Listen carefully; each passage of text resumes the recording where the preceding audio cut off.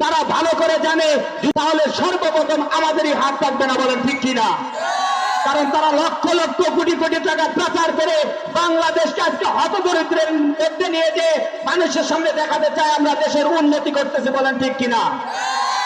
যারা আল্লাহর আইনকে আল্লাহর জমিনের মাঝে বাস্তবায়ন করতে বাধা দেয় এরা পাক্কা নির্বাচাল মুনাফিক, বলেন ঠিক কিনা? আল্লাহ পাক কোরআনের মধ্যে বলেন ওয়াইদাল মুনাফিকিনা ইয়াসুদ্দুনা আনকা সুদুদা, যারা আমি আল্লাহর জমিনে আমি আল্লাহর আইনকে বাস্তবায়ন করতে বাধা দেয়, বাস্তবায়ন করতে দিতে চায় না, মানতে চায় না, এরা যতই নিজেদেরকে ইমানদার বলে দাবি করুক এরা কখনো ইমানদার নয়, এরা ইমানের দাবিতে নির্বাচাল পাক্কা মুনাফিক, বলেন ঠিক কিনা?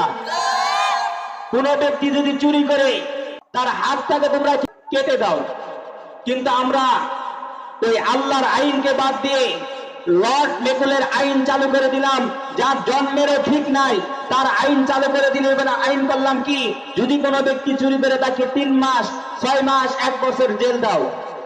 ওই ব্যক্তি একবার চুরি করার পর জেলের মধ্যে যায়, যখন আরামের খানা খায় বসে বসে, ওখান থেকে ডাকাত হয়ে বের হয়ে আসে, বলেন ঠিক কিনা? অথচ আল্লাহর আইনকে বাদ দিয়ে দিলাম, যখন তুমি কি করেছো নিজেকে ইমানদার বলে দাবি করলা, মুসলমান বলে দাবি করলা, আর আল্লাহ আইন করে দিলাম চুরি করার পর হাত কেটে দাও, তারা হাত কাটতে চায় না, কারণ মানুষ জেনে গেছে, বাংলাদেশের মানুষের জানার আর বাকি নাই।